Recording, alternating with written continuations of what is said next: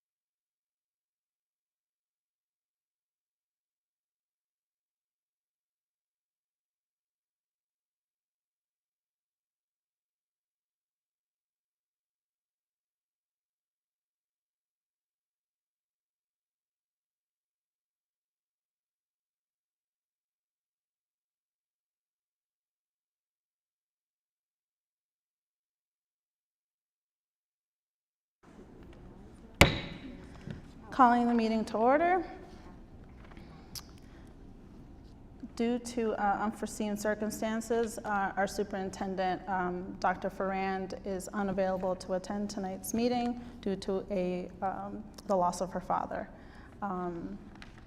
So due to that, we will try and accommodate the agenda accordingly, and I'll propose some revisions to the committee as we go on. First, I'd like to do the Pledge of Allegiance. A moment of silence, please.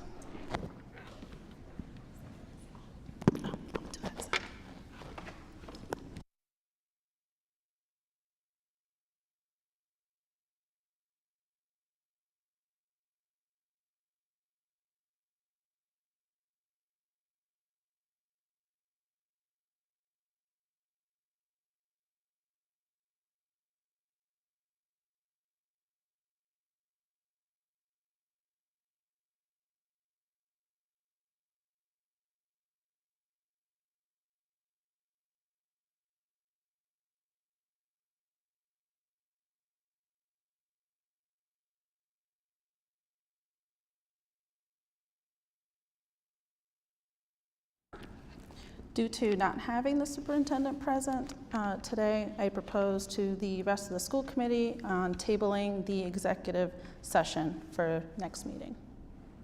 Is there a motion? I'll make a motion. Is there a second? I'll second. All that say aye? Aye. Aye. Ayes have it.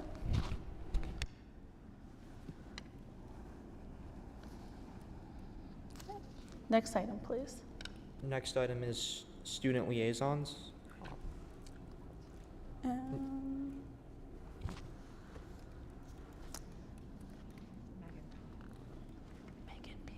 Megan Pita, Martin Middle School.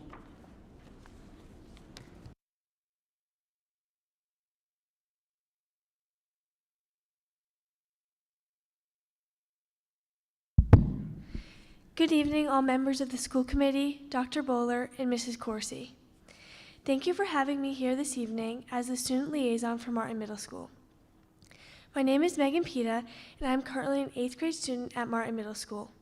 I'm a proud member of the National Student Honor Society, morning anchor co-host, morning school improvement team member, school climate team member, MMS cross country team captain, and MMS softball team member. I am so pleased to be here this evening to share some of the highlights from Martin Middle School. We are so excited to have started our 5th year of the 21st Century Boys and Girls Club grant. We are proud community members with this amazing organization. In partnership, we offer the following programs for fall 2023. Gaming Club, Volleyball, STEM to Stern, Garden to Table, Anime, Dungeons & Dragons, Power Hour. Continuing on with the Boys and Girls Club, we are collaborating with EP Martial Arts for judo and kickboxing. Additionally, we are joining with Riverside Middle School for our combined drama troupe. Our sports team started up early last month, and they were all doing a fabulous job. The girls soccer team, led by Coach Emond, currently has a 5-2-2 record. Last week, they won the Girls Mayor's Cup at the high school. The boys soccer team, led by Coach Oliveira, currently has a 4-5 record. Congratulations to the Riverside boys soccer team on winning the Mayor's Cup. It was a beautiful night filled with townie pride. Furthermore, the cross-country team, led by Coach Almeida, is doing great, and they have one more meet left before states. Our band, led by Miss Anderson, and our chorus, led by Mr. Rappa, have started off great, and the elections for officers of each music content have just begun. The National Student Honor Society candidate process is just beginning, and we are excited to get it up and running earlier than ever. The National Student Honor Society and the Student Council are teaming up together for Socktober.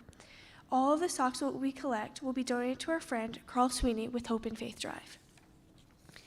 This past Friday, we started our monthly student celebration assemblies, where we celebrate our students exemplifying our core values of respect, organization, achievement, responsibility, and safety throughout the school, and recognizing all students who had perfect attendance in the month of September. Additionally, we had Dave Wellington and Derek Thistle from Paul Massey Chevrolet of East Providence join us and present our amazing PTA with a $1,000 check. We are so grateful to be a community member with Paul Massey Chevrolet of East Providence.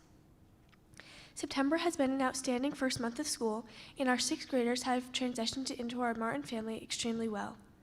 We are so happy to have them with us. The Shawmut construction team joined us on site today to start the construction process. We are so excited to have Mr. Adam and his entire team on site. United Skates of America hosted us on Monday, September 25th for our first skate night. We had over 200 students join us for such a fun night. We are incredibly grateful for everyone who joined us at the Townie Pride Parade on Friday, September 22nd. Our 6th grade students will be going to the Patriot Place Hall of Fame later this month. They will be touring the Hall of Fame, and they will be taking part in the 6th grade level Design a Helmet Challenge. Thank you for having me here tonight, and I look forward to seeing you next month. At this time, I am happy to answer any questions.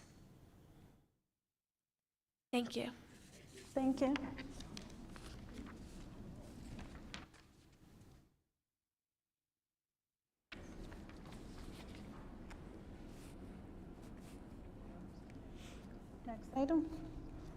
Next item, please. Next item is consent agenda.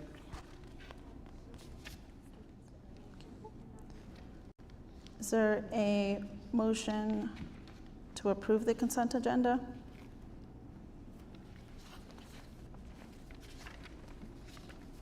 Or any questions from the committee?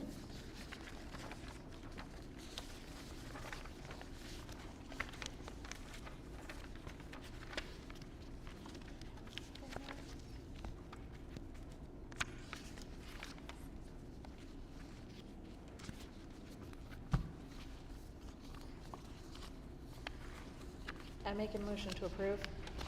Is there a second? I'll second. All that say aye. Aye. Aye. The ayes have it.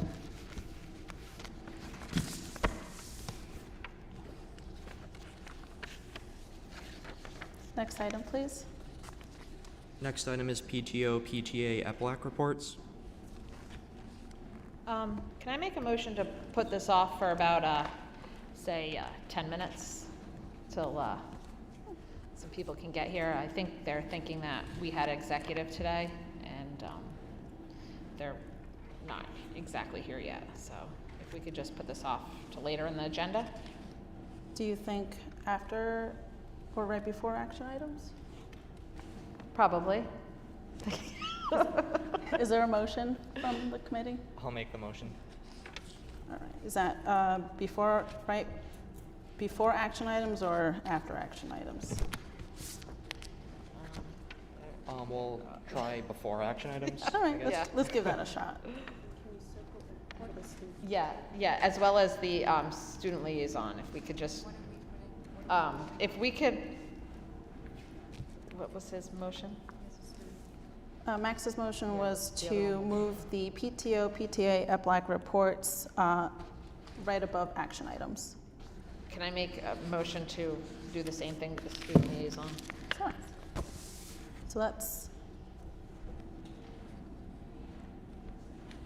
So let's amend Max's motion then to include a student liaison. Is there a second? I'll second. All right. Next item, we have student superintendent's report. Instead of having that portion, we requested the directors from the school department to come up and give us kind of an overlay of where they are as a department, whether there's new procedures, new initiatives, or any changes in their department, to kind of give us a better understanding of where they are this school year. I ask that the committee allows each director to finish the presentation before moving forward with any additional questions. That way we kind of stay organized as well.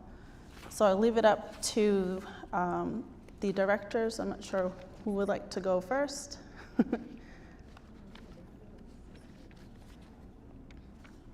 If Craig or Mark. PowerPoints? Okay, thank you.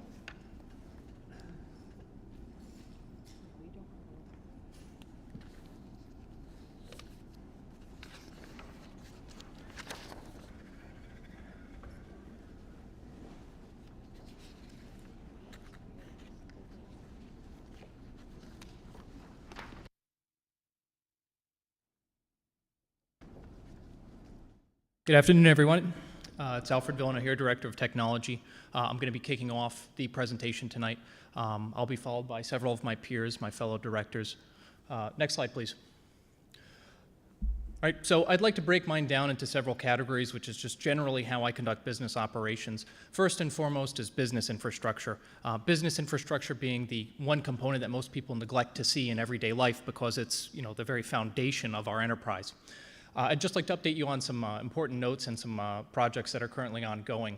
The first of which is the Department of Justice Community-Oriented Policing Services School Violence Protection Program Grant. Schools are notoriously, they underfund security, and that's one of the things that we can utilize federal grant funding to, better help us with. So I did apply for the School Violence Protection Program Grant fiscal year 2023. We do have an October award date. And at present, I'm waiting with crossed fingers and toes to hope that we get up to $500,000 in funding to improve our security infrastructure.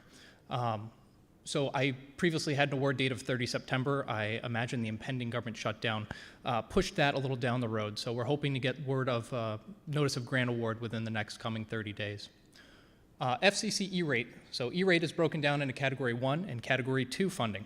Category 1 funding is what provides us with funding for our internet connectivity. That is our internet and phone service. That is luckily managed by the state of Rhode Island under a program called the RITEEF program, and that is based upon the National School Lunch Program. So we receive funding, which is relative to the amount of students we have on free and reduced lunch. This is nationwide. Many schools that have a much lower rate of free and reduced lunch students don't participate in the E-rate program, but for us, where we idle between 60 to 80% free lunch students, it does supplement us greatly. Category 2 is network infrastructure, which is, of course, ranging from the physical medium to the routing and switching infrastructure. Category 2 begins in November of 2023, and we're looking to get a move on that soon. That's a great amount of funding for us at a reimbursement rate this cycle of 60%. So we're eligible for up to $800,000 in funding, of course, with that cost share. The FCC Emergency Connectivity Fund is another program that's mostly sunsetting. So much like E-rate, it is based upon the National School Lunch Program free and reduced lunch rate. This provides us with critical components, devices, hotspots, things to facilitate our students' learning from home. And it's really pivotal to us because we do have a great unmet need. And without ECF, we really wouldn't be able to furnish a lot of these devices to our students, particularly when we were in the midst of the COVID-19 pandemic. We relied greatly upon ECF for hotspots and devices when we simply didn't have enough to provide our students those devices on a 1-to-1 ratio. And of course, the continuing pursuit of backing up and preventing attacks in the enterprise. We're always working to improve our backup infrastructure and actively taking a role in ensuring that our systems aren't going to be compromised. Of course, in the name of operational security, I won't let on all too much, of course, but we are actively taking a role, and just this past week, we spent a lot of time working on the backup infrastructure. Next slide, please. Staff and student data and compliance is another realm of information technology. This one, of course, is more so at the forefront. So in the name of protecting the enterprise, recently we've established multi-factor authentication, which is the fundamental basis for most enterprises now. You have to imagine you can't make a social media account without having to provide your phone number or another way of authenticating who you are. And luckily, we finally were able to push that out to our staff this past month to great effect, sweeping, we did have some individuals who were a little bit late to configure it, but we communicated that to the staff very well. The Children's Internet Protection Act, SIPA, is another one of those regulatory frameworks that we must abide by. And what this is, it's protecting our students from being exposed to harmful material online. We are required to implement a number of measures to protect our students from being exposed to material they shouldn't be exposed to. Of course, as a K-12 school district, we're responsible for the material we put in front of our students. So it's critical that we take a step back and we understand that it's not so much about being inconvenient to staff or preventing access to a certain platform because it's just something ludicrous, but in reality we are ultimately responsible, and if we provide students access to a platform that they are potentially going to be exposed to harmful content, we're responsible for that. COPPA, on the other hand, the Children's Online Privacy Protection Act, doesn't necessarily relate to what we expose students to, but rather it relates to their data. This is an unending pursuit to protect student data, particularly their information, their data. A very big, item nowadays is what these companies are doing with your data. They're selling it to advertisers. They're doing all these things with it. That is what COPPA is relating to, is the collection of data relating to our students. Now, FERPA is one that's a little bit simpler to understand for most people. FERPA is the educational equivalent of HIPAA, the Health Insurance Portability and Accountability Act. So FERPA is our set of guidelines for how we handle and maintain student data, much like PII, a parallel of HIPAA. We do have many documents under our possession as well that also fall under HIPAA just the same. Next slide, please. End user support, this is also included in your report, school committee members. This is a visualized graphic of the influx of support requests received by the department. So you can see we obviously have some peak days, and these are recurring patterns that midweek is generally when staff members have the time to sit down and say, I have an issue, it's finally time for me to request support for this, I have a time to breathe. So we generally see a peak on Tuesdays or Wednesdays. Next slide, please. And you can see here in the follow-up to this, this is the source of those inquiries. So you can see a majority of our tickets here are by the support portal. Employee onboarding is another component of support because we have implemented a new onboarding system in the past few months to ensure better accountability. This makes sure that no employees, enter their role without a laptop or a badge or keys or a background check. That is just a visual representation of the work that we do every month, my department. A lot of this is very well documented in this same portal, which is where these metrics come from. Next slide, please. That's all I have for you, folks.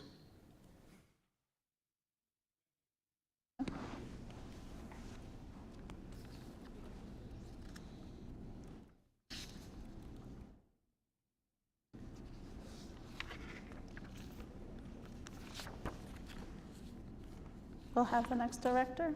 Thank you.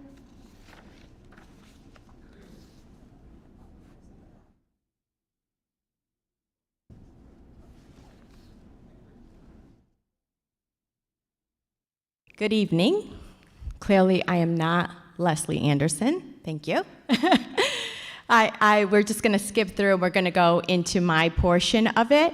So I'm Uniza Gallant. I believe I know most of you. I'm the Director of MLL Services here in the district. Next slide. So I wanted to start off a little bit with the historical numbers of enrollment because I don't know if you noticed last Sunday in the Projo there was a huge article regarding the influx of MLL students in our schools. So I wanted to kind of start off today with taking a look at our historical enrollment of MLL students from 2016 to presently now.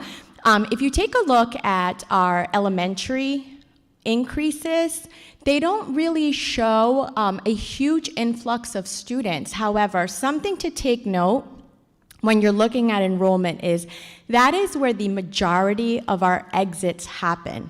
So it's almost like you're doing a really good job when you work yourself out of a job in our multilingual learners. So if you take a look at from 2016 to our present enrollment for our secondary level, that is where we really start to see almost sometimes tripling of numbers, and there's a reason for that. Basically, we have a lot of newcomer students that are entering our schools. They come at the secondary level, of course, with the opportunities that we offer, and many of the times they're coming to do their post-secondary studies here in the United States. So the biggest influx that we have seen is at the high school and at Riverside Middle School. And if you notice, there is a significant difference with that 2016, which started as a caseload of 37 MLL students. We are currently at 103 students. We did hire an additional MLL teacher. They do an amazing job at the high school with a sheltered model. What that means is that our educators not only are certified to teach a content, but they also are able to include language acquisition within that. So our MLL students are very supported in K through 12, but really in our high school for our newcomer students, they are supported with language acquisition as well as their graduation aspects in language acquisition. Something also to take a look at is the elementary aspect of 128. Something else to think about is within our elementary schools, there is one MLL teacher. And so sometimes when you take a look at a caseload and you say there is, we have one teacher and they have about 22 students, that's very similar to a classroom. However, knowing that our students are spread out from K to 5, it really is, they have a gift of being able to provide English language acquisition to our level 1 and 2 students with a priority, and then supporting that classroom teacher to ensure that they're doing accommodations and modifications for language instruction. But Mr. Enos actually shared this Sunday something from his office where the state really understands that we are grossly underfunded in our MLL world through the funding formula at the state. And legislation is currently taking a look at to see if we can change up the way that we're utilizing funding for MLL students to incorporate more opportunities for us to have fiscal aspects for us to be able to do more for our MLL students. Next slide. We are extremely rich in our diversity when it comes to MLL students. I've also included here the 2021-2022 data with our current data. So our majority, the language that we have a majority of is Spanish currently at 36% of our MLL population. They are Spanish speaking.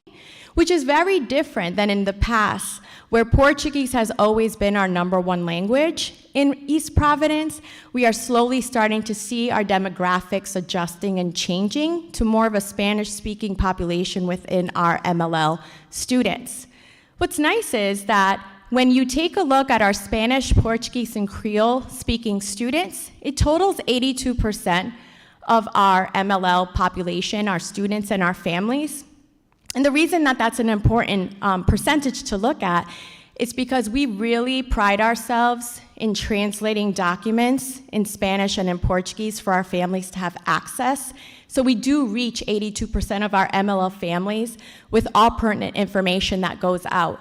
Also, our s'mores that you guys receive has a translating option in there. So we pride ourselves again for our families to be able to have access to all information. I also thought it was interesting to post the countries that we represent. We are just sometimes non-understanding of our MLL students that walk through the door.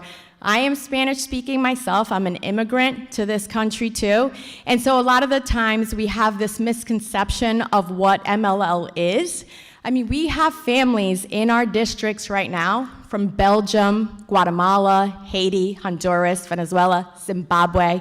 We just had a family enter our school system from Senegal. I really have the privilege of meeting these families every day. They love East Providence. They really are so grateful for all of the programming opportunities that we give. And it really just humbles us when we meet them and how grateful they are for the education, the top education that we're able to provide to their students. And again, we look at the ESL world. I call it ESL because that's what most people are familiar with, but we look at our multilingual learners in our districts, and they really are bringing such a rich, diverse aspect to all of our classrooms. Next slide.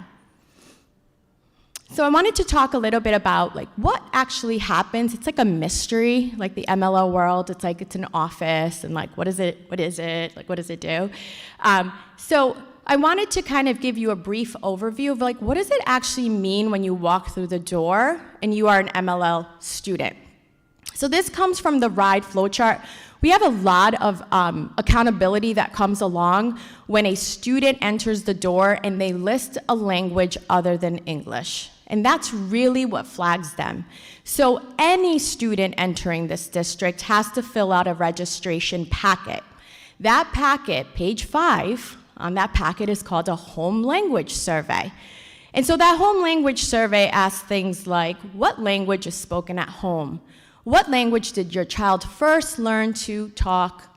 What language do their caregivers speak to them when they are home? What language do they understand?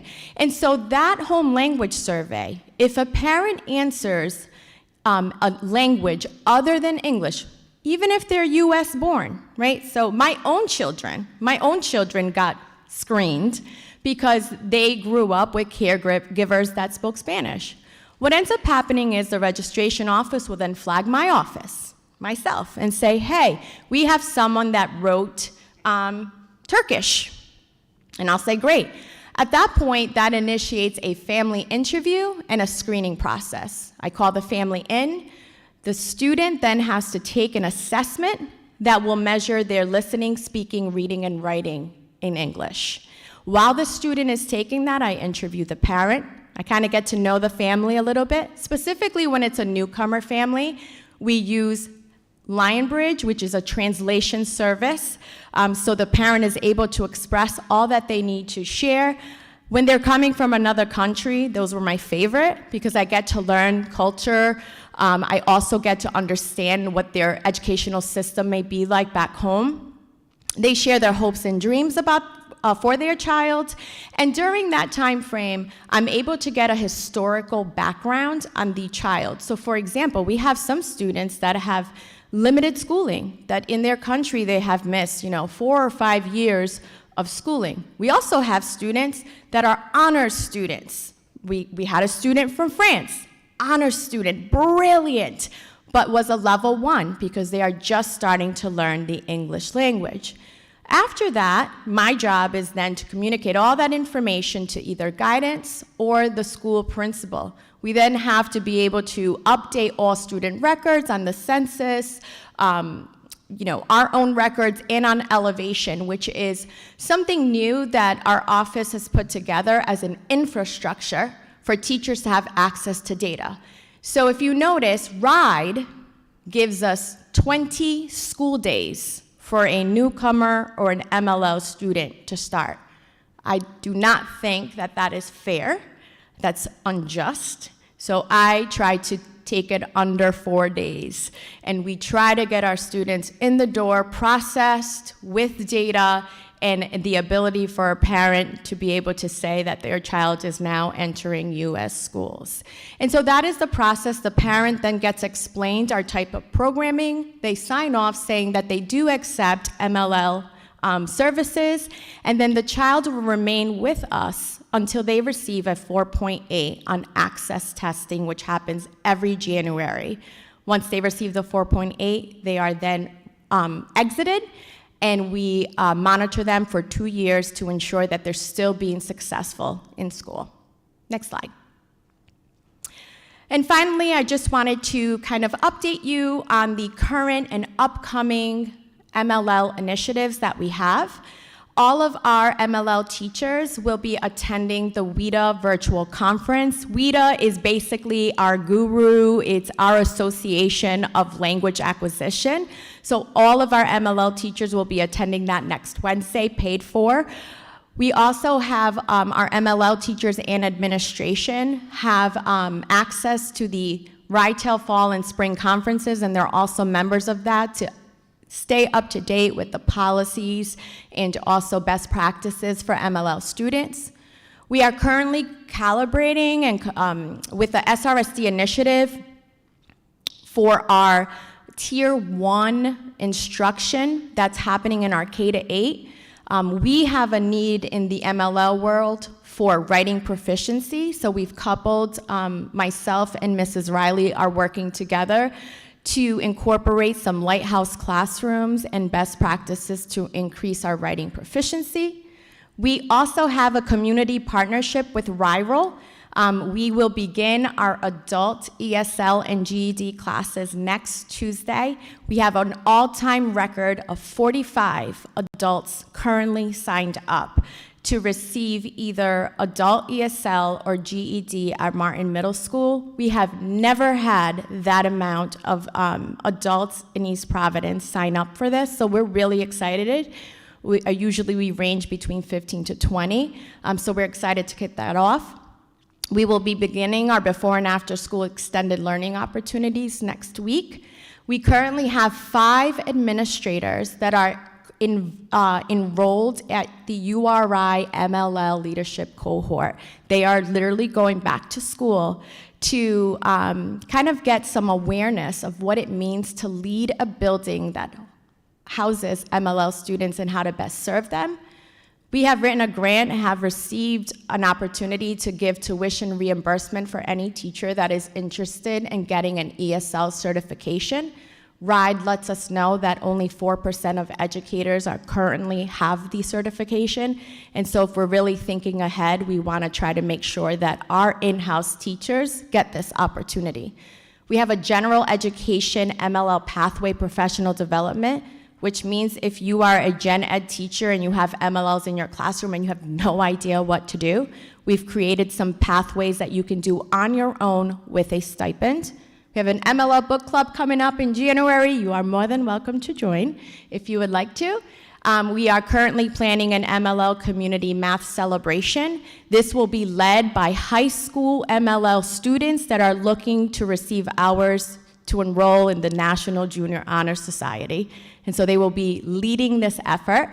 We have an MLL community celebration of progress and proficiency that's happening in May. We have very specific digital platforms that have been purchased through grants to support language acquisitions. And finally, we are incorporating some data cycles for continuous improvement. So all of our data cycles, when we're looking at iReady for K-8, we're going to be incorporating MLL demographic data to ensure that we're also looking at our students that are typically underserved in our schools. Thank you so much. Any questions?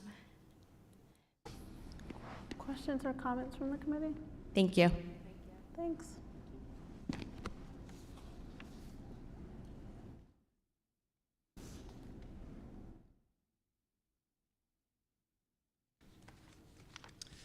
Good evening, everyone.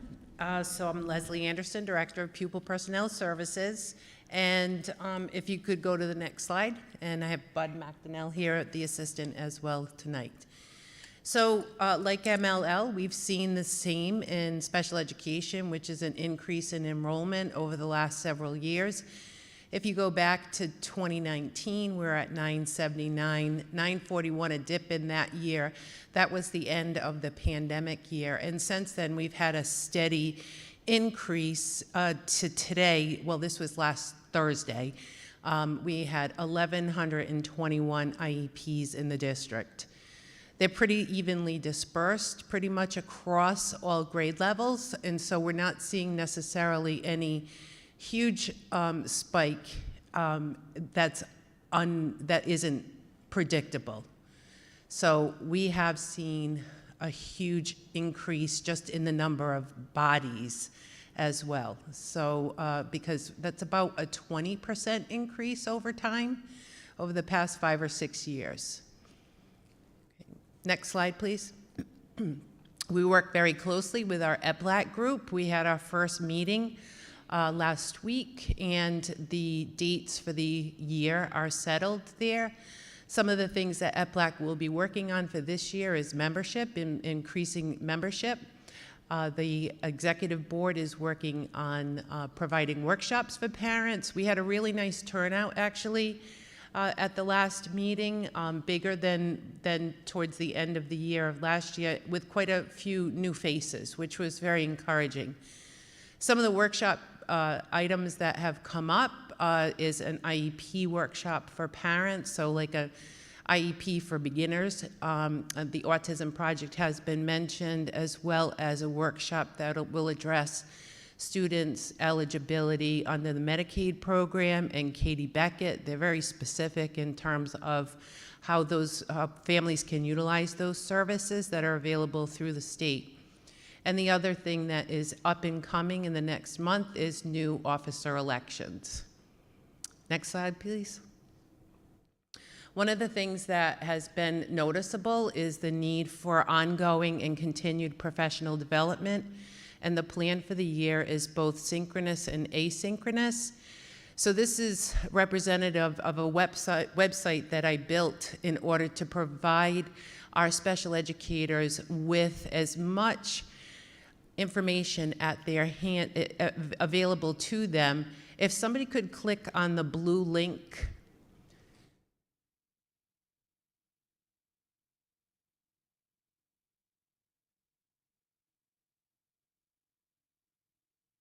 Should bring you right to the website. There we go. And so on this website, if you could scroll down slowly as well, we have all of the things that are required for a special educator at their fingertips. Laws, procedures, definitions, evaluation plans. This IEP and other updates was a professional development that I did for the teachers last year. So all of these are live links for the teachers to access. If you could go to the next tab on that. One of our heavy concentrations this year will be on building and developing high-quality IEPs. Guidelines are at the top, and then there are several resources available to teachers, from the Progress Center to the Intensive Intervention Center. All of these are excellent resources, live and provided right there for teachers. On the third is the direct EPLAC information. And you'll see at the bottom there's a parent resource page, and that is a website that was built for parents that I had shown to you before, along with, you can go back from that one, we don't need to go there, along with the brochure and any information that is EPLAC related, including the calendar for the upcoming year. And then if you could go to the quick glance. So this is available also to teachers, and so these are some of the very specific things that we do in relation to the life of the IEP and the student. And again, you know, teachers will have really quick access to some of those things and things, forms, procedures, systems that are in place for them.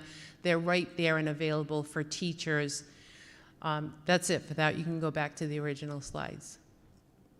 And so that is going to be a focus for us for this year, not only using this site, but we did have a 4-hour professional development last year that was funded through a grant.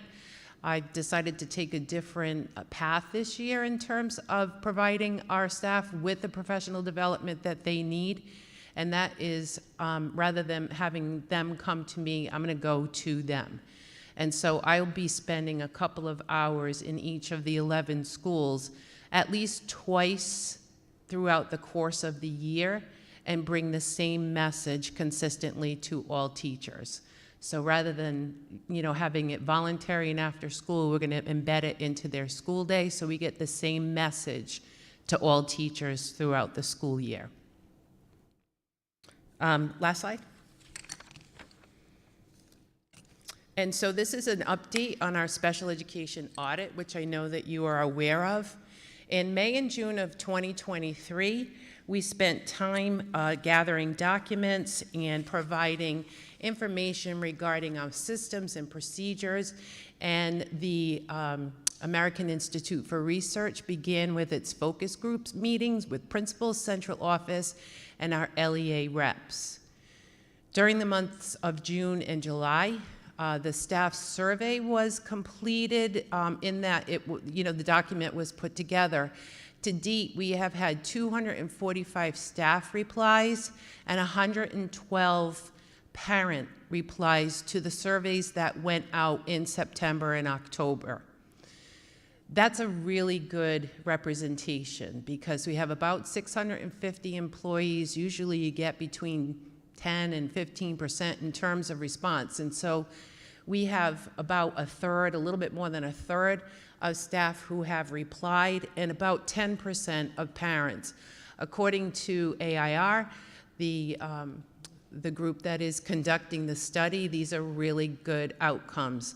So we sent it in many ways, through Dojo, through email, through Sky Alerts, you name it. We did it a couple of times in order to really maximize what we had in terms of responses. In September and October, there are focus groups, so these are smaller interviews with the staff at AIR that will take place with the gen ed teachers, special ed teachers, related service providers, and parents. And then from there, right now, we are in the midst this week of our on-site visit. And so today, East Providence High School was visited, as well as Riverside. Tomorrow will be Oldham in the morning, and I believe Silver Spring in the afternoon. And then on the last day, which is Thursday, are Silver Spring and White Neck. No, White Neck and Orlo, okay? So they have a schedule. They are visiting every setting that we have within each of the schools, the varieties of programs across all the schools. We anticipate a report out from them in late November, early December. And then I anticipate in January and February that we would be reviewing the findings with central office and district staffs and stakeholders. And then beyond that, in February and March, we anticipate planning with those stakeholders to achieve congruence with the district's strategic plan. Any questions? Any questions from the committee? Just a point of clarification. You said there'll be meetings with different stakeholders in January approximately? That would be us. Okay. Yeah. So will there be like separate meetings later on then with parents as well, and like kind of giving them an overview of what the findings were, do you think? I believe so, yes. At that point, I think that would be up to the superintendent and how she would plan to kind of report out regarding the entire report. It's necessary for budgeting purposes, so we do want that, say, January, February, so that when we start planning for the following school year, we have all that information in place. I anticipate from that report to kind of develop sort of a 5-year plan, because I'm sure that we're not going to be able to do everything that they may recommend lickety-split, but I anticipate that we would develop a 5-year plan, again, to be in sync with the district's strategic plan and work through it over time, prioritizing those things that need to be done immediately and those things that, you know, would need to be done over time. Thank you. Any other questions from the committee? Through the chair. So I will be requesting that the superintendent present the findings once the correct people have gone over them, because we did budget for this in our budget for this to happen, and I have been asking for this to happen for almost 8 years now. So I will be requesting for that. My only question is, do the schools know, I mean, obviously they do now, if they didn't prior to 5 minutes ago, know that this group of people are coming through tomorrow and then? Yes, we've been talking about it for quite some time. Okay, thank you. And actually, I worked with each of the principals, developing their individual schedules. So, We're not changing anything to make it look better or worse. no, the schedule is actually for the person who's doing the visit, and they're using a very specific walkthrough tool. Okay. And so, you know, they have their look-fors and so forth. So it's not just, you know, somebody's opinion. It's really what they're seeing based on the particular rubric. And the rubric is actually built off a system that was developed by the Mass Department of Ed in terms of inclusive education. Perfect, thank you. You're welcome. Good. Any other questions from the committee? Thank you.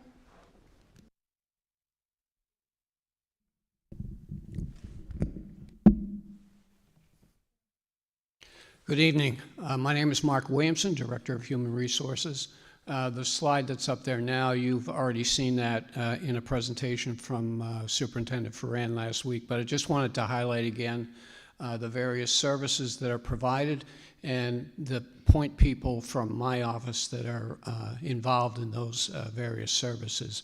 And I have to say, I put it up there not to repeat what happened at the last meeting, but to emphasize the fact of how important it is to have the staff that is very knowledgeable and very supportive of all of those services. Next slide, please. So when we get to the services, obviously hiring and onboarding is a big part of that. In the IT presentation earlier, Alfred mentioned the onboarding, the ticketing process that has been developed, obviously with a yeoman's amount of work from the IT department. But it was also important for our staff to adjust to the technology and to make sure that we were able to support the applicants as they came through and utilize the technology as well. As part of that, we also had the IT department help us with setting up an applicant kiosk. Believe it or not, we do still periodically have walk-ins to the office.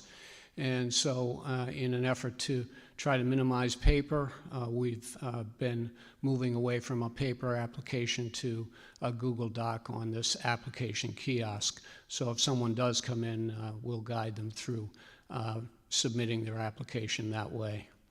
And then, of course, we have had a long-term relationship with School Spring for external posting of our positions, and we continue to utilize that process when we're seeking applicants externally.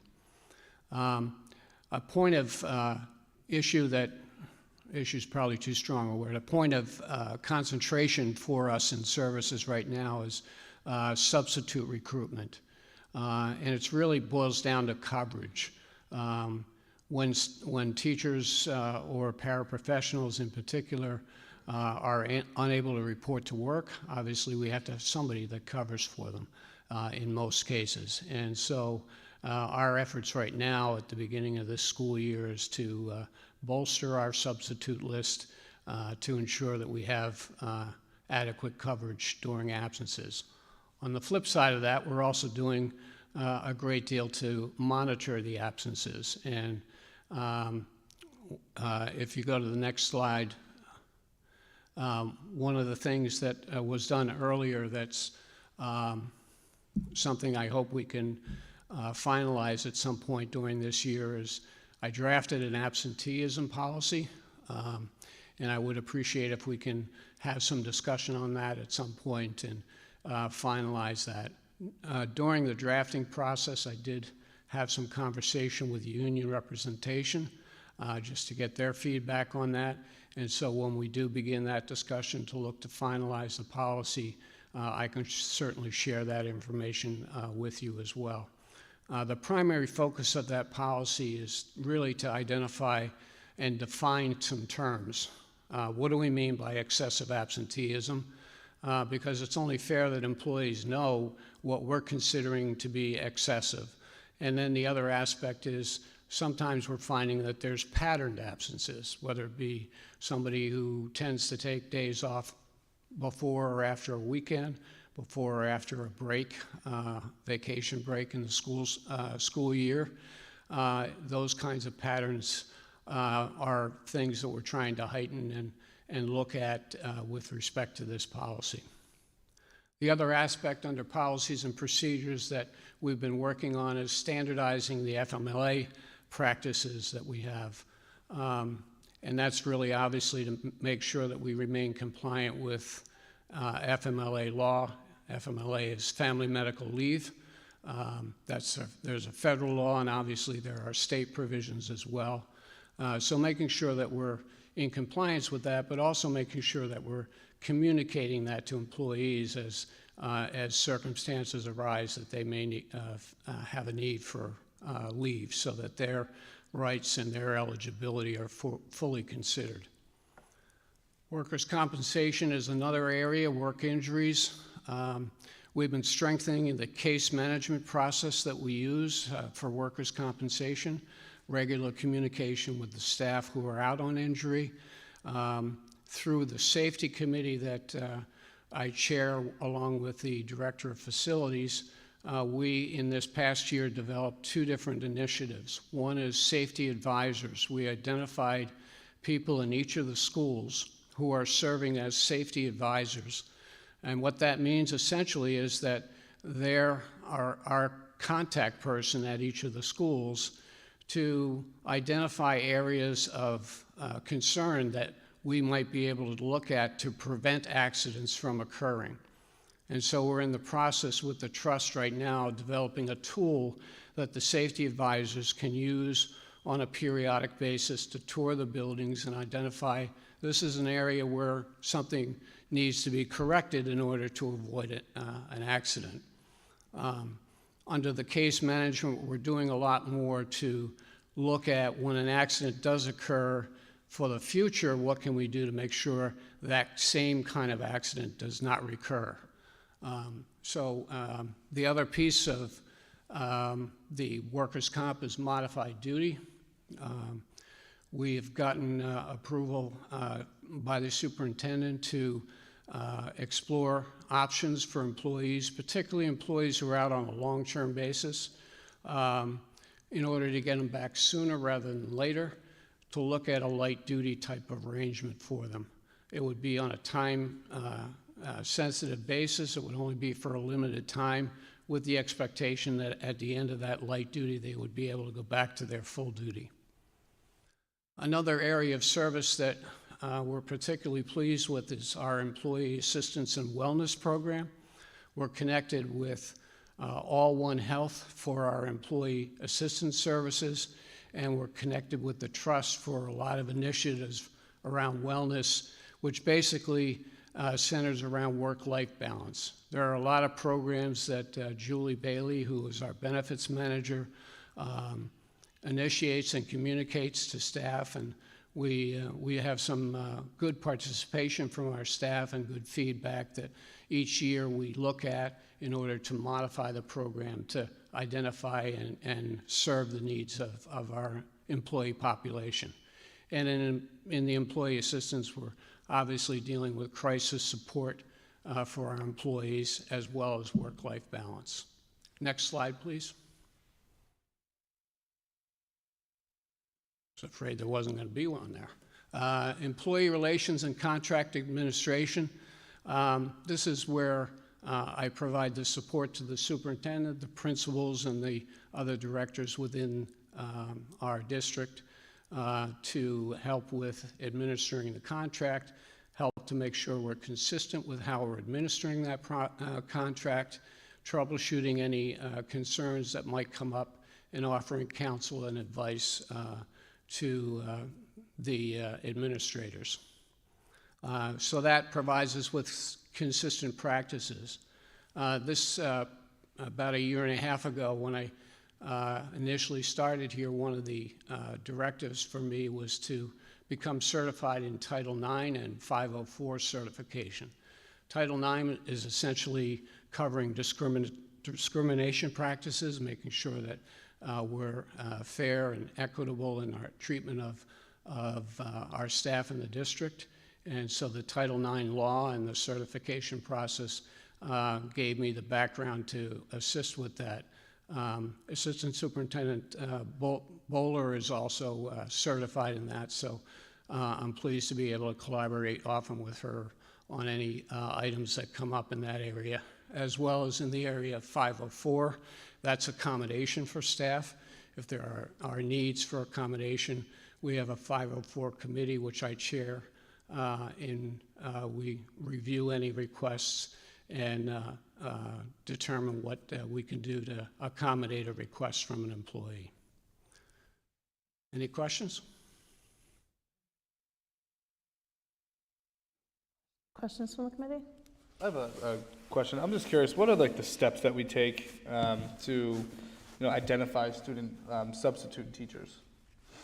What's some of that process? You mentioned that, and I'm pretty much aware, it's a challenge, and I'm sure it's a challenge across the country. I'm just wondering, what are we doing to try to stand out? Well, there's a couple of resources that we're tapping into now. One is, as we've had last year retirements of teachers, we've sent them essentially a recruitment letter to say, you got all this spare time, you want to do some substituting with us. And it's obviously people that we know that have been in the district, so it's kind of a good way to, and it's, extra pocket money for them. There's legislation that was passed this past year that is significantly helping us with that, in that teachers used to have a 45-day wait period. They don't have that wait period anymore. There also were limitations on how many days they could substitute. Those limitations have been eliminated, so we're seeing some help with that in terms of not having to wait that period, and also getting people in for more periods of time to help us with coverage. So that's where we're concentrating at this point. There's also a site that, a resource from RIDE that we're utilizing. So we're not only tapping into teachers that retire from our district, but there's a universal list that we can tap in based on specialty, based on licensure, and so we've made appeals and contact with people in that area as well. Great, thank you. Yeah, also, I was just a little curious if you could go maybe just a little deeper on the safety advisors you mentioned. I'm just curious, like, who are they? How is that group determined? Is there like a safety advisor group per school made up of folks that work in that school, or how is that? Yeah, essentially, members of our safety committee made an appeal through the principals at each of the school to identify someone who might be interested in this process. And that's how we identified the safety advisors. It was primarily interest. It's a variety of folks. We've got anywhere from a teacher to secretary in the school to other staff within the school. So, and it's one person for each school, so it's not like we're trying to overburden anybody with additional work or anything like that. And the safety advisors will also be able to periodically tap into our safety committee to be able to give us feedback on what they're finding and so forth. Thank you. Any other questions? Any additional questions from the committee? Thank you.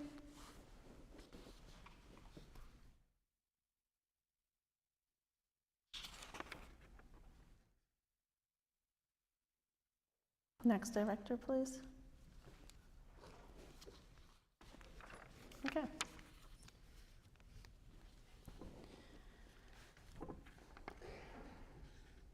Do we have a facilities update for today? Thank you.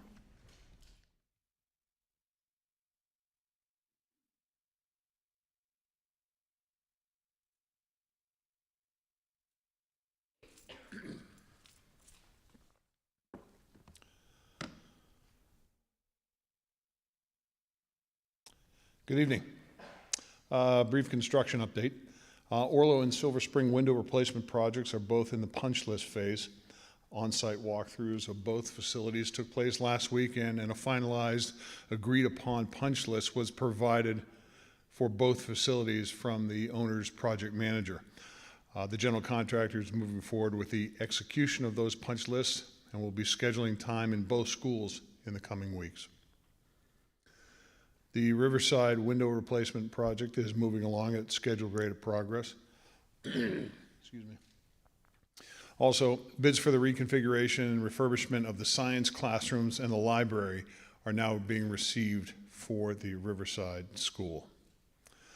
At the Martin Middle School, as mentioned earlier by Megan Pita, the second enabling phase started today with concrete cutting of the floors in the Martin Middle School. At the high school, the existing punch list is down to 13 items. Of these 13 items, 6 are administrative in nature. That's basically related to the paperwork. And finally, a request for a proposal is being formulated now for the purchase and installation of a new boiler at the Myron J. Francis School. That's all I have this evening. Can I just ask a question about the boiler? Is that money that we have or the money that we're gonna go after this meeting and hope to get from the city council? I would have to defer to Mr. Enos for that Okay, funding question. perfect. Quick one. I was just curious if you could just provide an update on the construction happening on Pawtucket Avenue in front of the clock tower. I was just curious. I just at random drove by on a school day during time I would have assumed the construction to be taking place, and it was not. So I know it was just like I think last month it was like we were expecting some time. Right, some like a pretty large amount of time Sure. of delays, and I was just curious what the update with that was. Approximately 4 weeks ago, the city chose to push that project off by a number of weeks to the point where they said we'll start at the 3rd or 4th week of October with the promise of being completed by no later than November 15th. You're referring, of course, to the water main replacement project that will be taking place there. Also involved in that water main replacement is the replacement of the mast arm that holds those lights on the westbound side of Pawtucket Avenue at the Shaw's Supermarket interchange. So the replacement and movement of that mast arm, as well as the water main replacement project, should start on or about, I would think, what's the middle of the month? Probably next Monday, maybe? I don't have a definitive date yet from the city, but it's fast approaching. Okay, cool. When you get that date, could you please share that with us? Absolutely. And then Can I piggyback on yours? jump in. Dr. Bowler, can you make sure that all parents get a call that when the traffic, we had talked to Dr. Fran about it, but can you make sure that parents are all told when that construction is going to be like pushed out to parents so parents know, because it's going to affect all students in our schools? If I may comment on that. Right before this project was pushed off for 4 weeks, back in late September, Mr. Black, myself, the superintendent had prepared a statement. So that statement is primed and ready to go. We Okay. just are waiting for the particular date that the Yeah, I project just will wanted to start. make sure that it's not happening on Sunday night. Like, I need, like, so for example, when the project didn't happen last time, and I think this is I'm assuming this is where we're going, is we all waited for it, but none of, parents didn't know that it wasn't happening. I see. And we had just sat in a meeting and told everyone that it was happening. And then we weren't told it didn't happen, and so everyone was anxiously waiting, how long before we leave for school? How long, myself included, and I sat here in the meeting. So I think it would be beneficial for us, and I know it's not dependent on us, but I think we need to give some parents some time, more than a Sunday night call. Understood. So, and whether it's happening or, we need to know. I'm assuming the bus companies need to know too, but I just, it's a big concern in this city right now. Very well. And Chris, I just have a question following up on that. Do we know why, now this is a City of East Providence project? That is correct. I was informed that I misspoke at this last meeting when I stated it was a state project. It is not a state project. This is a City of East Providence project. So the question that I have,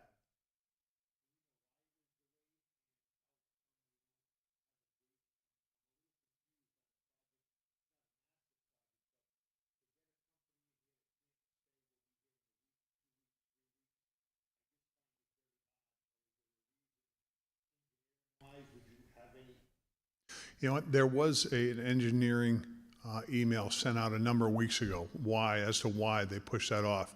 And I don't immediately call the exact scientific engineering related reasons, but there were what I saw as very specific and justifiable reasons to push the project. I'd be happy to reference that email very soon for you, if you'd like. oh no, because we were just trying to figure out, like, that's the thing, maybe with that email that you may have, like, if somebody would put a timeline, that if we could send out, like Jess had mentioned, to the public 2 or 3 days early, rather than somebody saying on a Friday, okay, we're gonna start Monday morning. Right. That's the only thing with something like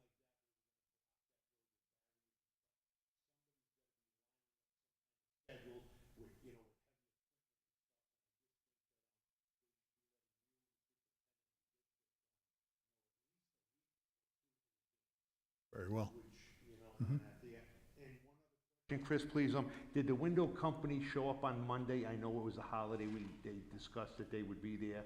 They did.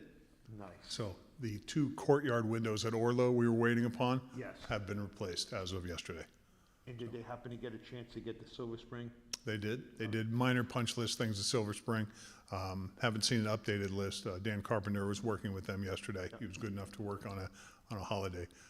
So we were waiting on that updated punch list, but they were at both schools yesterday. Nice, thank you. You bet.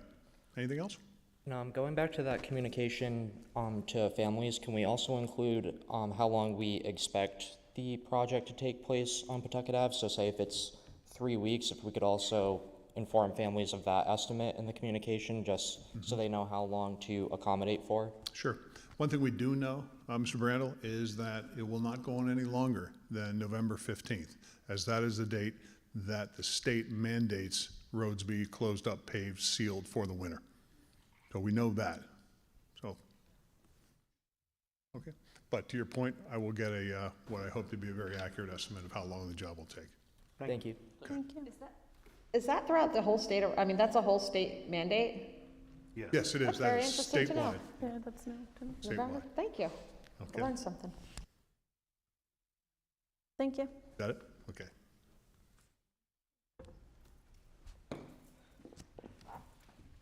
Next, we have finance update.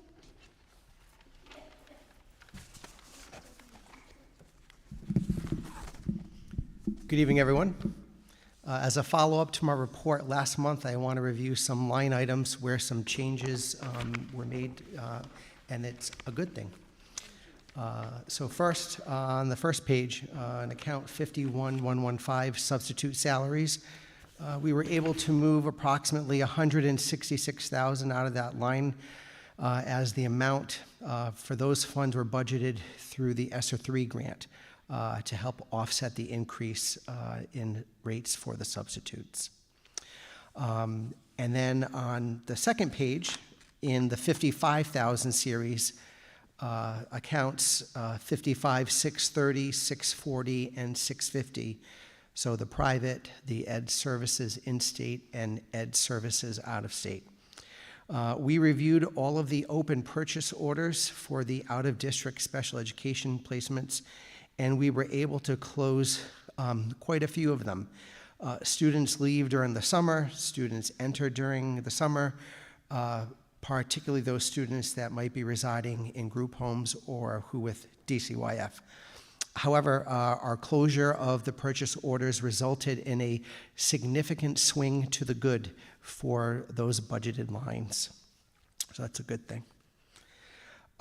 Areas we continue to watch and just to keep our eyes on would be in the 53,000 series on page 1.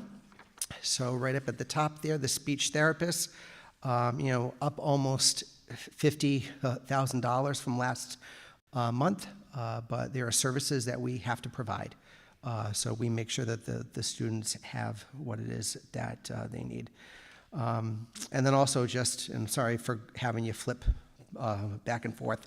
And then also in the 56,000 series on page 2, we're keeping an eye on the electricity line item, and as well as the plumbing and heating supplies. So we just keep a close watch on those. In terms of the revenue, at the bottom of page 2, we have received all of our local aid as well as our state aid. The state aid amount of $38,428,717 is actual. And so as you can see, it is approximately $320,000 over the budgeted amount from last year. That's really the amount that we received from July 1 until 10/31. And finally, as we end fiscal year 23, there continues to be revenue and expenses that have not come in yet or have been recorded. Our final number probably won't be ready until January, but we are much more optimistic as we were from last month. And we will continue to be cautious with our spending over the next 3 weeks. Any questions? Oh, to answer your question about, the RFP that we're asking for you to approve to go out later on in the meeting, the superintendent wanted to proceed forward with that. That boiler's 20 years old. We're very concerned. And so how that will be funded, we will figure that out. If it's either going to come through the city, through the capital program there, or we will take it out of our fund balance that we have. But the superintendent wants us to move forward on that. I think we should be confident that since they referenced Myron J. Francis's boiler numerous times that evening, that Yeah. could definitely take our hands out of the picture if that could happen. Yep, correct. And so, and even by it going out and then it coming back in November, coming for approval, by the time you're looking at parts being ordered, we're still a couple months away. Okay. But the superintendent was clear with me that she wanted to see this go forward and that it needed to go out. Is there still a stop on spending? I'm sorry? Are we not spending any money still? We are. So we are. So for the supplies that we need, so copy paper, we are ordering that. All the medical supplies. If there's a plumbing or heating supply that's needed to fix something urgent, So just the extraordinary things, if we can hold off a couple more weeks, that's what we're doing. Okay. And I certainly, since I have the microphone, I want to give my my plug to all the parents.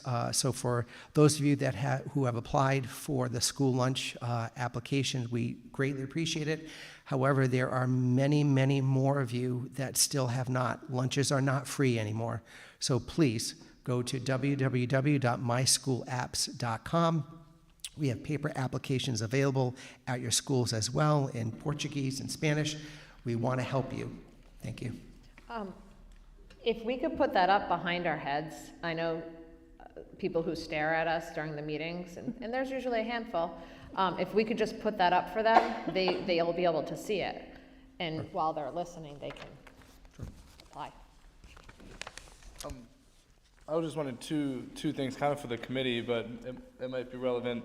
And it's very well, it may have been buried in my inbox, but I was curious if, Jess, have you been receiving the enrollment numbers weekly? That was requested last month. Of our students? Yeah. Yeah, it's Weekly. always on the second page of this. Monthly. Oh, monthly? No, I have not. I just get it monthly.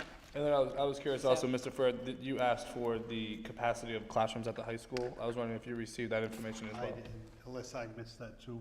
Would that be like a Dr. Ferrand question to get us that information, or I just want to make sure that, you know, things that we ask for month by month, they don't get buried and just lost. You know, if it's relevant in that moment, it should be relevant. The weekly, in Dr. Fran's weekly, Has it in the weekly yeah, so, rundown? yeah, because I look at it every week, and then, I mean, if you notice, again, Waddington is at 5:39 and RMS is at 5:48. So, yeah, it's definitely in that weekly snap that she gives us, but the classroom thing I can't answer for. Okay. And if I could just ask one more question, so, watching the recent city council meeting, I know that they were floating around a few different, ideas from the list that we had provided them about, different things to fund. Obviously, the boiler was one of them, but going to the other things that they had mentioned, potentially having the funds available for, are we planning on pursuing those things further with the city council? Yes, so I was watching the city council meeting from my seat, I had my earbuds in, because I know that they are meeting. So yeah, so our plan is, hoping that what the city council is proposing to allocate to us, that as soon as we get the official word that is a go, then we will start to proceed forward with the rest of the items that were on that list.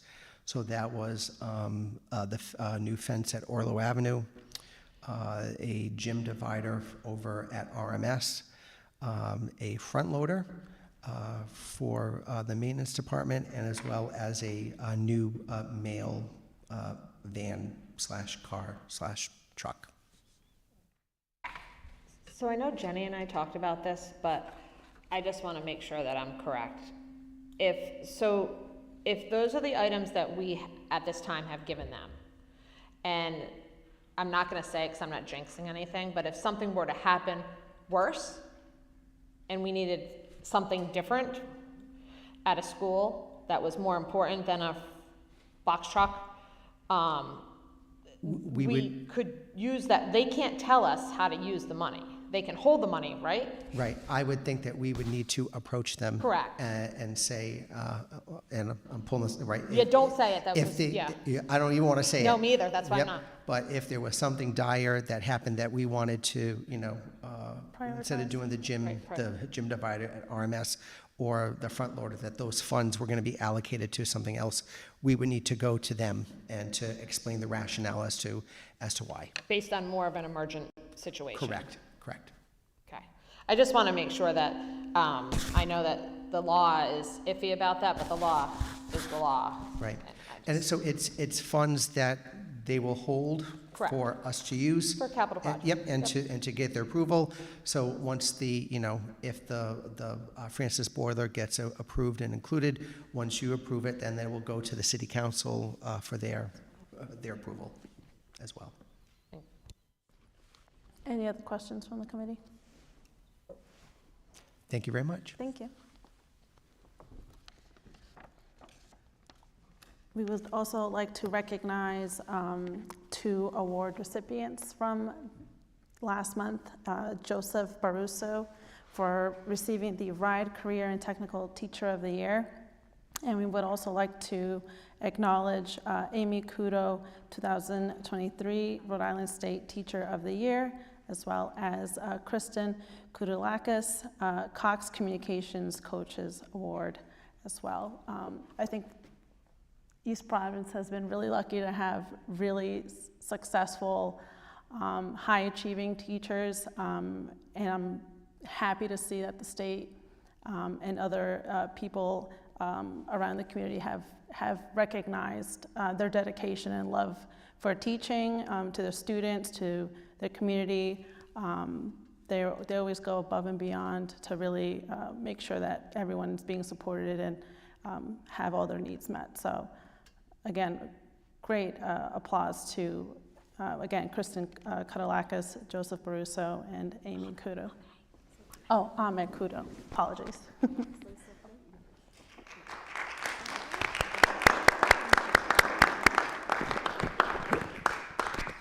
And we would love to present 2 certificates on behalf of the school committee So, and the superintendent. She also signed these. so for Joseph Barroso, who is at the Korean Tech in automotive, when we say career and college ready, I can tell you that Joe's students are definitely career ready. In fact, they are ready even before they graduate. If you've ever attended one of the Korean Tech graduations, you hear all the certifications, if I'm using the correct term, and awards that the students have received during the course of their time.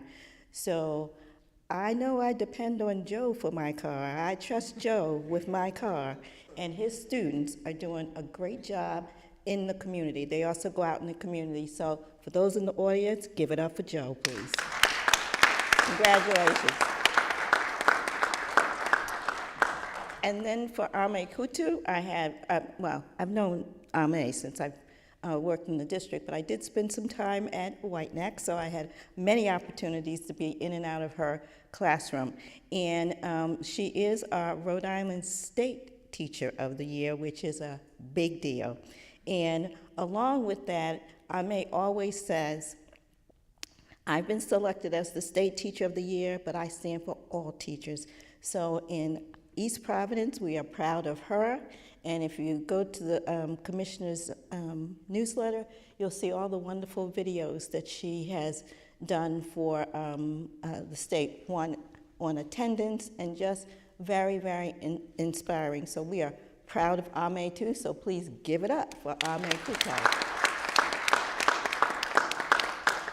And so on behalf of the district, thank you so much. We are so proud of both of you. Congratulations. Congratulations.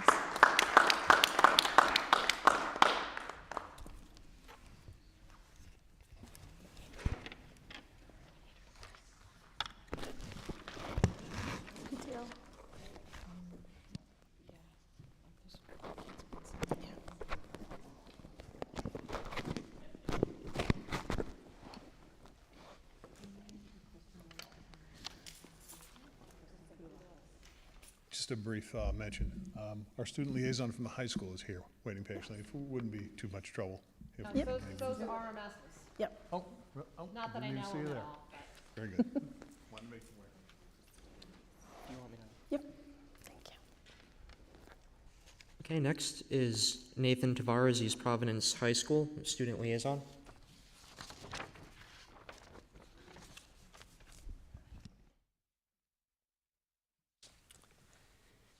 Good evening, everyone. This month, townies are participating in Socktober. Miss Alves is collecting donations of new socks in room 156. Later this week, an AP awards ceremony will be held during WIN on the 13th that will be celebrating distinguished AP students as well as teachers of all AP courses. The junior class is sponsoring the first annual Townie Olympics on Saturday, October 21st, that is set to run as a Battle of the Classes event. Students can participate in athletic contests from 2 to 5 on the EPHS fields. On Saturday the 28th, the music department is hosting a mattress fundraiser from 10 a.m. to 5 p.m. at the high school in order to support the band and chorus programs. The senior class is hosting a spirit week that will run starting on the 23rd, and in conjunction with the National Honor Society, fundraisers will be set up during lunches to support breast cancer awareness. Vendors are encouraged to sign up for the Townie Bazaar taking place on November 18th by getting in touch with CTE Director, Mr. Hanlon. This Friday, the football team plays East Greenwich at home in a military appreciation game. The first pep rally in the last 4 years will take place during advisory on Friday, October 27th, preceding a home football game. And some notable athletic accomplishments. Girls volleyball is undefeated in Division II with a 9-0 league record, only letting up a total of 2 sets the entire season. The girls tennis team is now focusing their efforts on the D3 championship with their undefeated regular season record, looking to give them the top seed moving into the playoffs. On October 2nd at Slater Park, 5 students from the boys cross-country team ran under 19 minutes in the 5K for the first time since 2013. Cross-country will be moving on to an invitational meet at Pontiac this Saturday. That is all I have for you this evening. Any questions? Bang. Thank you. Thank you.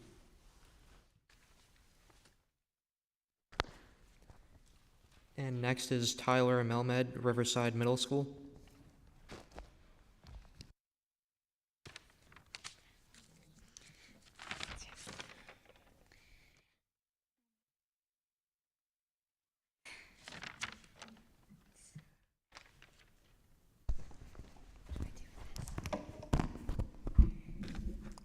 Hello and good evening. My name is Tyler Melmed and I am an 8th grader at Riverside Middle School, where I am a member of the NJHS, or National Junior Honor Society. I'm here to discuss events that have happened recently and events just coming up for the school year. To kick off the year, we had fun team building activities like bingo and other activities which had us get to know each other better. We will use feedback to improve upon the beginning of the year activities for next year. Then, we had the Boy Scouts visit during lunch, followed by a skate night. Then, it became October, so we are holding Socktober, where students donate socks for shelters. Last year, we had a total of 1,500 socks collected, so we are trying to beat that this year. To celebrate Socktober, we had a crazy sock day. After that, it was the Mayor's Cup, where both Martin and Riverside soccer teams played each other for the cup. I happened to be a part of the soccer team, and our Riverside boys team won, but the girls team lost. Also, the Boys and Girls Club has held after-school programs for volleyball and football for our school. Then we held a principal coffee hour where parents could come and ask questions and get to know about all the things happening at RMS. After that, we had the flu clinic where people would get their flu shots. Finally, this week at our school is Spirit Week, which is a fun way for us to celebrate community.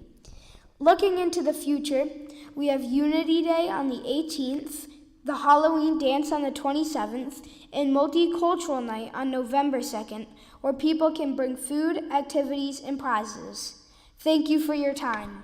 Does anyone have any questions? Thank you. And welcome.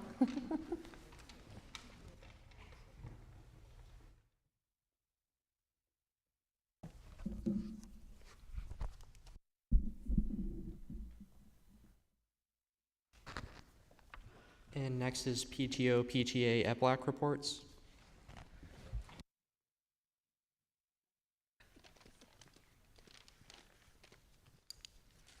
Good evening. We held our meeting on September 27th at Martin Middle School Library, the EPLAC committee. One of our missions this year is membership drive. And to try and get, like Leslie Anderson had said, our attendance last month was really good. We are working on a new board for the November meeting. We're going to be taking recommendations at our October meeting. We are working on workshops. One of them that will be on October 25th is the Autism Project is coming at 6 o'clock at Martin Middle School Library. They provide support, educations, and strategies for spectrum of needs in your home, classroom, or organizations. We're also working on trying to get some information on the Katie Beckett workshop. The co-chair, Caitlin, is working on that, and an IEP 504-101 workshop, and Tori is working on that.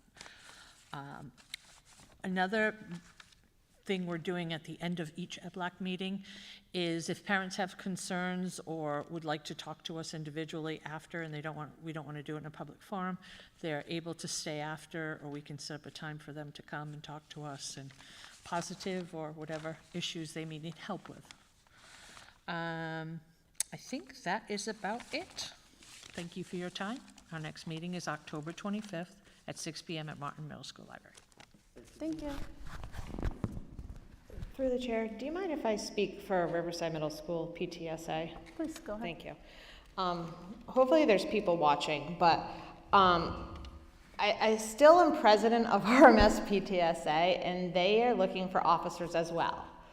So it's a great opportunity to get involved. We have a vice president and a treasurer at this moment, but we're still looking for a board to help fund activities for the students and the teachers in the school. So I'm just going to run down what we did last year to help fund a couple things so that people know what's happening. And if anybody who knows me knows I run a pretty busy lifestyle, and I still had time for this, so it doesn't take a lot of time. But I just want to run down a couple things. Teacher Appreciation Week, PTSAs help sponsor that and give back to most schools, whether it's breakfasts, lunch. I think Orlo did furniture one year. Like great things, okay? The other thing we were able to do is buy some sports sweatshirts for some kids for wrestling. They asked. We did it. We supplied a Kona ice, nope, I always say that wrong. Kona ice. I will always say it wrong. Truck that came for not only, it usually just comes for 8th graders, but we did it for the whole school last year, 6th, 7th, and 8th. And that included teachers. We helped do an 8th grade celebration that the school put on, but we just added more fun to it. We hired a DJ. I have a good friend of mine that runs Ben & Jerry's in Cranston, and she gave me a great deal, and we supplied Ben & Jerry's to the students. We were so lucky to be able to take $100 off of every student who went on the Washington, D.C. trip. So that was $7,200 that we took off. So it was just amazing, so kids didn't have to pay that whole price. We also funded a lunch for them one day. So just a small token of what we do. We did have a big blowout dance last year, but we really worked our butts off to raise a lot of money, and it is out there. And anybody who wants to contact me or wants to contact anybody that I am associated with at RMS, there's really a good chance that we have a lot of fundraising opportunities to happen this year, not just at RMS, but Martin. I'm going to contact them, see if they'd be interested in it as well. I've already contacted the high school. So it's definitely out there, and we just need some parents to step up and be willing to do it. So I don't know if any other schools are having problems with it, but we particularly are at our RMS right now. So anybody listening?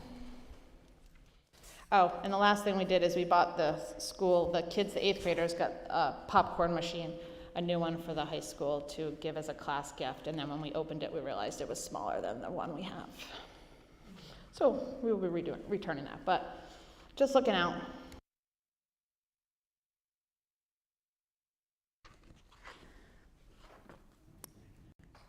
Is there a motion to table the building committee report? I'll make a motion to table. Is there a second? I'll second. All that say aye? Aye. Aye. The ayes have it. Next item is public comments. Do we have people? I am up as a parent, Mary Nascimento. I do have one concern with the special education audit. Am I saying the correct name? When we're going in to visit schools, I don't think they should be informed that they're coming, because how is that a true visual of the classroom if someone's prepared? I'm not saying anything is being done wrong, but I just don't think we should be prepared if we're going to go in and it's an audit. That's just my personal opinion as a parent, having had a child in special education since before pre-K. So I don't agree with them not being told we're coming at 3 to White Neck. That's it. Thank you. Ms. Tori Jessup Crowley.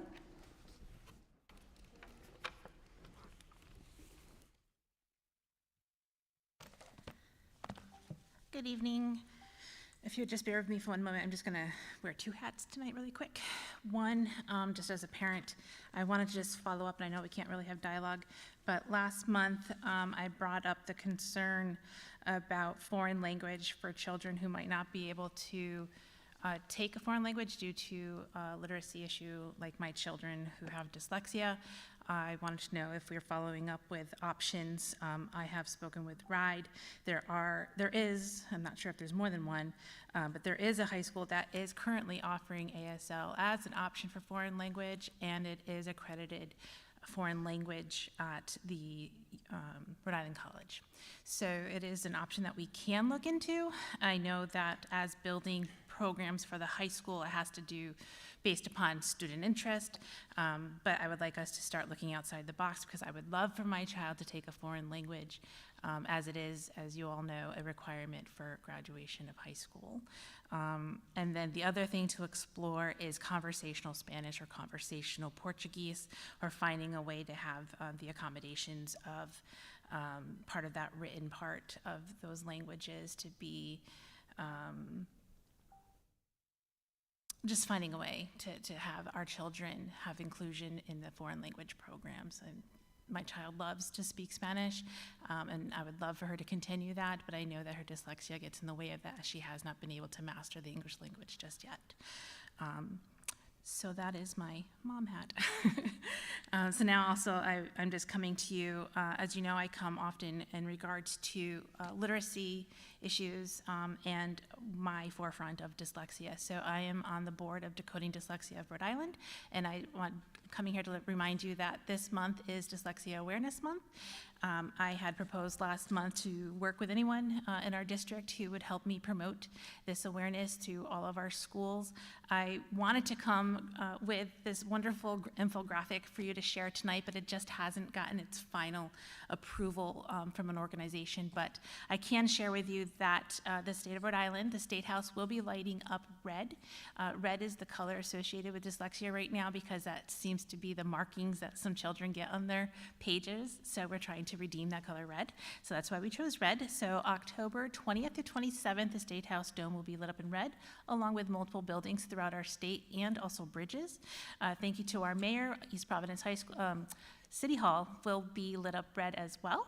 I'm also working with Weaver Library. They are putting together a nice display of books and information. I also have library patron in Spanish and English info flyers for them, just letting you know just 3 things: that dyslexia is the most common of all learning differences. It affects upwards of 20% of children.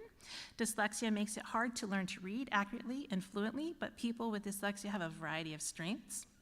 Listening to books in addition to evidence-based learning instruction is an effective way to enjoy reading while developing vocabulary and background knowledge. And all of this information can be found on our website at Decoding Dyslexia of Rhode Island, so it's ddri.org. And I would love to share the library patron sheet with anyone within our district, so we can spread that awareness. And I appreciate it. Thank you.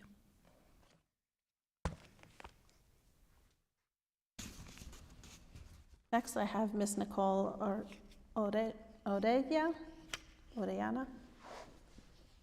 Or, oh. It's okay.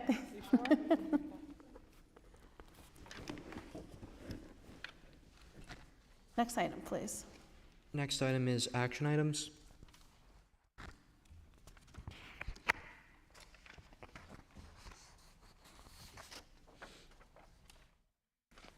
So we have 4 We have 4 items for a vote today. Again, I'll leave it up to the committee whether they would prefer to have this on for a vote when we actually have the superintendent here. If anyone has additional questions regarding these items, I really leave it up to the committee on where they would prefer to, either vote on some items or just kind of table the action item as a whole for the next meeting.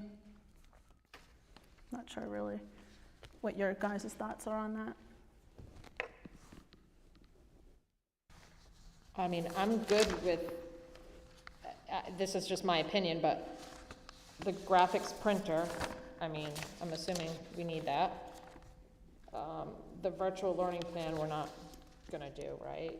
I assume, unless there's someone here to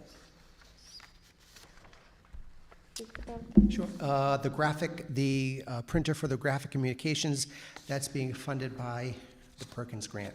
So, yeah. That's $13,000. In my opinion, I would like to make sure kids go on field trips as much as possible, so. And the RFP, if we have any questions, I'm assuming the man's right there. So that's just my opinion. The virtual plan, we didn't go over, so. Yeah. Do you have a presentation for the number 4 item, the boiler replacement, in addition to what you already covered? No, Chris Murphy and I worked together on the specs on it. So Okay. a lot of it I didn't understand. I just put it in. So. All right. Tony, did you read this thing? Because I don't I'm not gonna pretend I understand it. I'm okay with that. Okay. And I just think that we should take, if we don't do them all, that's important so we can get that rolling before the bad weather gets here to replace that boiler. So I think that would be a priority if we did number 4. But I'm okay with all of them, especially, with the field trip and stuff like that. That's very important for the students. So that's another one that I feel very comfortable with. The first one is from the grant, so that's right up there. So I'm comfortable doing the 4 of them. All right. So let's, we'll vote on all of them. If anyone wants to either table or whatever, please, feel free to make that motion. So for the first item, is there a motion to approve the award of the graphic communications printer for the East Providence High School? I'll make the motion to approve. Is there a second? I will second. All that say aye? Aye. The ayes have it. Is there a motion to approve the virtual learning plan? I believe that was presented to us the last meeting. So that's, if someone would prefer to do a different motion, I would ask that we table that until Dr. Fran is back. Is there a second to table? Yeah, I second to table that. Yeah. All that say aye? Aye. Table that for our next meeting. Is there a motion to approve the Martin Middle School 8th grade trip to Boston in May 2024? I'll make the motion. Is there a second? I'll second. All that say aye? Aye. Aye. And lastly, is there a motion to approve the RFP for the boiler replacement at Myron J. Francis School? I'll make the motion. Is there a second? I'll second it. All right, we'll put down Tony for the second. All that say aye? Aye. Aye. The ayes have it. And next item, please. Next item is announcements. Our next meeting, if Ms. Corsi will confirm, is the 16th, October 16th. Has everyone confirmed for that? We're still working on that. Okay. So on October 16th, the school committee will have a special meeting that will include the executive session that we tabled for today, the other items that we tabled for today. Again, that's October 16th at 6 p.m. And that will also, the agenda will also be posted online as the state requires. Are there any other announcements from the committee? Next item, please. Next item is adjournment. Is there a motion to adjourn? I'll make the motion to adjourn. Is there a second? I'll second. All that say aye? Aye. Aye. Meeting adjourned.